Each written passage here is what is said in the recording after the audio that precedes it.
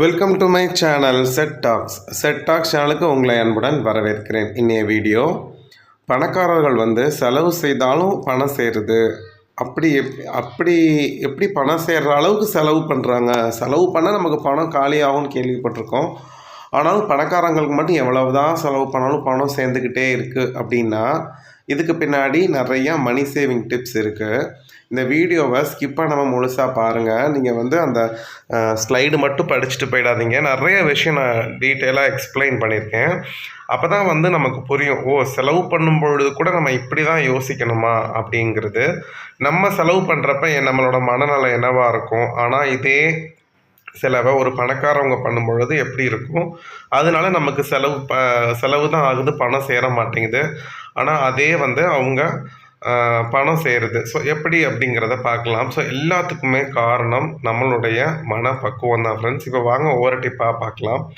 First, இப்போ ஒரு பணக்காரவங்க என்னென்ன பொருள் தனக்கு தேவை, அது சின்ன பொருளாக இருக்கலாம், பெரிய பொருளாக இருக்கலாம், எந்த விஷயமா இருக்கலாம், நான் வாங்க வேண்டிய பொருட்கள் என்ன, எனக்கு என்ன தேவை அப்படிங்கிறதுக்கு ஒரு பக்கெட் லிஸ்ட்டாக வச்சுருப்பாங்க. பக்கெட் லிஸ்ட் அப்படின்னா நம்ம என்னென்னலாம் இன்னும் வாங்கலை, என்னென்னலாம் வாங்கணும், அந்த மாதிரி இருக்கக்கூடிய லிஸ்ட் தான் பக்கெட் லிஸ்ட் அப்படின்னு சொல்லுவோம். நம்மளுடைய பக்கெட் லிஸ்ட் எப்படி இருக்கும், நிறைய இப்படி பண்ணணும், அப்படி செய்யணும், சில செலவுகள் நம்ம பண்ணணும்னு நினைப்போம், சில விஷயங்கள் வாங்கணும்னு நினைப்போம், அதனால் எந்த ஒரு பிரயோஜனமே இருக்காது. ஆனால் அவங்களோட பக்கெட் லிஸ்ட் அப்படின்னா அந்த லிஸ்ட்டில் நான் செலவு பண்ண போகிறேன்னு கட்டாயம் ஆகிடுச்சு. பட் ஆனால் என்னுடைய செலவு எப்பொழுதுமே ப்ராப்பராக கரெக்டான செலவாக இருக்கணும், தேவையான செலவாக இருக்கணும் அப்படிங்கிறதுல குறிப்பாக இருப்பாங்க. ஸோ அதனால் அவங்க என்னன்னாலும் குறித்து வச்சுருவாங்க. அந்த டைரி பழக்கம் அவங்ககிட்ட இருக்கும். ஸோ அவங்களோட டைரியில் அந்த பக்கெட் லிஸ்ட்டில் என்னென்ன பொருட்கள் இருக்கும் அப்படின்னு பார்த்தீங்கன்னா, மிக மிக அவசியமான பொருட்கள் மட்டுமே அந்த லிஸ்ட்டில் இருக்கும். தேவையில்லாத, அவர்களுக்கு எந்த விதத்துலையும் பிரயோஜனப்படாத லிஸ்ட்டே இருக்காது. ஸோ அப்போ அவங்களுடைய பக்கெட் லிஸ்ட்டே எப்படி இருக்குது, ரொம்பவே தேவையான பொருட்கள், மிகவும் அவசியமான பொருட்கள் மட்டுமே அந்த லிஸ்ட்டில் இடம் கொடுத்துருக்காங்க. அப்போ அந்த லிஸ்ட்டை தயாரிக்கும் பொழுதே அவங்க ரொம்ப தெளிவாக இருக்கிறாங்க. இதை தான் எனக்கு செய்யணும், இதை வாங்க வேண்டியது இருக்குது, செய்ய வேண்டியது இருக்குது அப்படிங்கிறப்ப அது எல்லாமே தேவையுள்ளதாக இருக்கும். தேவையில்லாத அந்த விஷயங்கள், செலவுகள் ஏதாவது வந்துச்சுன்னா அந்த லிஸ்ட்லேருந்து தூக்கிடுவாங்க. ஸோ அப்போ லிஸ்ட்லேயே அவங்க ரொம்ப தெளிவாக இருக்காங்க.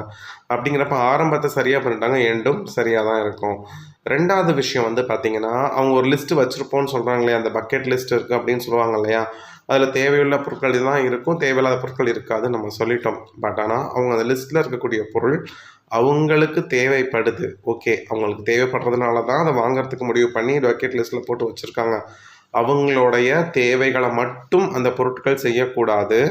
அந்த பொருட்களை வாங்கினதுக்கப்புறம் அவங்க தேவைங்களும் அதில் ஃபுல்ஃபில் ஆகணும். அது அவங்களுக்கு பணத்தை சம்பாரித்து கொடுக்கணும். அப்படி தான் அவங்க ஷாப்பிங் பண்ணுவாங்க. ஃபார் எக்ஸாம்பிள், இப்போ அவங்க ஒரு வாட்ச் வாங்குகிறாங்க, அவங்களோட பக்கெட் லிஸ்ட்டில் ஒரு வாட்ச் இருக்குது. அப்போ அவங்க போய் ஒரு நல்ல ஒரு குவாலிட்டியான வாட்ச் வாங்குறாங்கன்னு வச்சுக்கோங்களேன். ஸோ அவங்க வாட்ச் நம்ம வாங்குறதுனால நமக்கு என்ன பணம் சம்பாரிச்சு தர முடியும்னு நீங்கள் நினைக்கலாம். பட் அவங்க அந்த வாட்சை கட்டி அவங்களுக்கு ஒரு வாட்ச் வாங்குறாங்கன்னு வச்சுக்கோங்களேன். ஃபஸ்ட்டு அதை டைம் மேனேஜ்மெண்ட், நான் இந்த காசு கொடுத்து இந்த வாட்சை வாங்கியிருக்கேன், ஸோ எனக்கு அது காட்டுது. ஸோ டைம் மேனேஜ்மெண்ட் கரெக்டாக இருக்கணும்.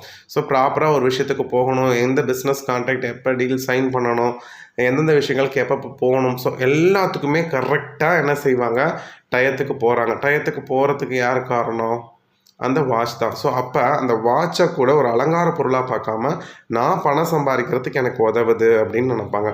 ஒரு ஷர்ட் எடுத்து போடுறாங்கன்னா, ஒரு ஷர்ட் நான் எடுக்கிறேன், இந்த ஷர்ட் நல்லா ரொம்ப பிரைட்டாக இருக்குது, ஸோ நான் பிஸ்னஸ் கான்ட்ராக்டை என்ன செய்யணும், அதை சக்ஸஸ் பண்ணிட்டு வரணும். ஸோ நான் ஷர்ட் போட்டிருக்கேன், நான் அழகாக இருக்கணும் அப்படிங்க யோசிக்கிறத காட்டிலும், ஸோ இது எனக்கு ரொம்ப பிரைட்டாக இருக்குது, ஸோ எனக்கு ஒரு பாசிட்டிவ் மைண்ட் செட்டை கொடுக்குது, நான் போய் ஈஸியாக ஒரு பிஸ்னஸ் கான்ட்ராக்டை நான் முடிச்சுட்டு வந்துடுவேன். அந்த மாதிரி தான் அவங்க ஒவ்வொரு பொருளும் தனக்கு எப்படி பணம் சம்பாரித்து கொடுக்குது அப்படிங்கிறத சிந்தனையில் இருப்பாங்க.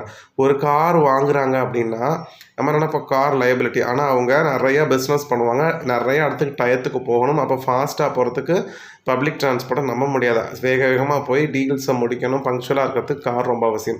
ஸோ அந்த காருமே அந்த மாதிரி பங்க்சுவலாக போகிறதுனால நிறையா ஆர்டர்ஸ் பிடிக்கிறாங்க, நிறையா பிஸ்னஸ் பண்ணுறாங்க. அந்த பணம் சம்பாதிக்கிறதுக்கு அவங்களோட வாட்சிலேருந்து கார் வரைக்கும் அவங்களுக்கு பணம் சம்பாரிச்சு கொடுக்கறதுக்கு ஹெல்ப் பண்ணுது. ஸோ இதுதான் வந்து அதில் இருக்கக்கூடிய விஷயமே. அவங்க எல்லாத்தையுமே வந்து எதுக்கு பயன்படுத்துகிறாங்க? பணம் சம்பாதிப்பதற்கு, அதுக்கான ஒரு டிசிப்ளின் வரத்துக்கு கண்டிப்பாக அதை யூஸ் பண்ணுறாங்க. ஒவ்வொரு பொருளையும் அப்படி தான் பார்ப்பாங்க. நான் எடுத்துக்காட்ட ஒரு 3 பொருள் சொல்லியிருக்கிறேன்.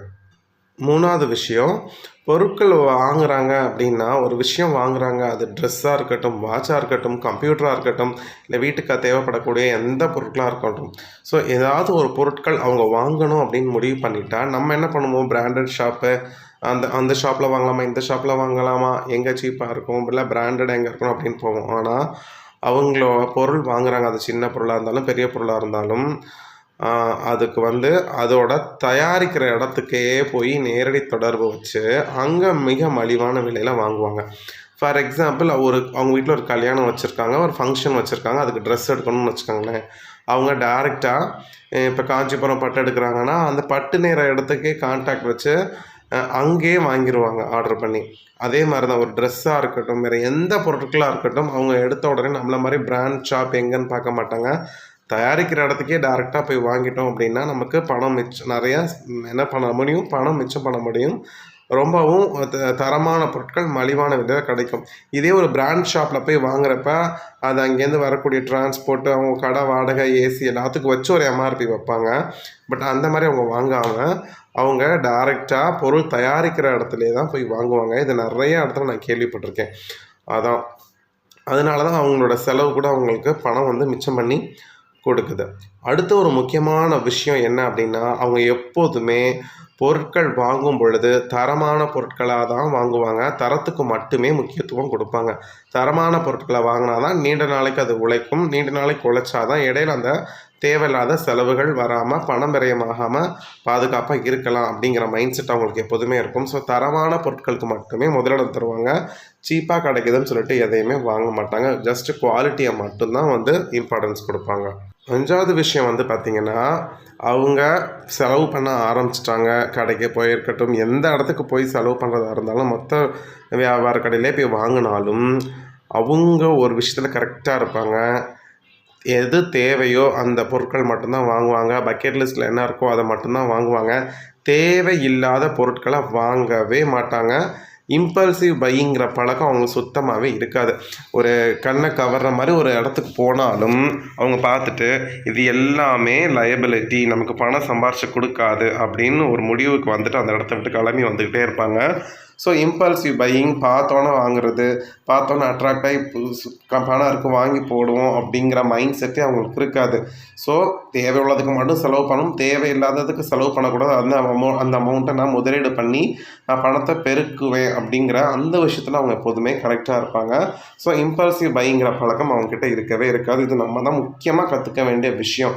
நம்ம எதுக்கு தேவையே இல்லாமல் ஒரு தேவையில்லாத பொருளை வாங்கி அவனுக்கு நான் சம்பாரிச்சு கொடுக்கணும், அந்த பொருள் வாங்கினா அது எனக்கு சம்பாரிச்சு கொடுக்கணும் அப்படிங்கிற கண்ணோட்டத்தில் இருக்கிறதுனால இம்பல்சிவ் பையிங் அவங்களுக்கு சுத்தமாக இருக்காது ஃப்ரெண்ட்ஸ். ஸோ இதுதான் நான் சொல்லக்கூடிய 5 விஷயங்கள். மேற்கொண்டு விஷயங்கள் எனக்கு தெரியும் வரும்பொழுது கண்டிப்பாக அவங்களோட ஷேர் பண்ணுறேன். இந்த வீடியோ பிடிச்சிருந்துச்சுன்னா மறக்காமல் வீடியோவை லைக் பண்ணுங்கள், உங்கள் ஃப்ரெண்ட்ஸ்க்கு ஷேர் பண்ணுங்கள், கமெண்ட் பண்ண மறந்துடாதீங்க. அடுத்த வீடியோவில் பார்க்கலாம். Bye friends.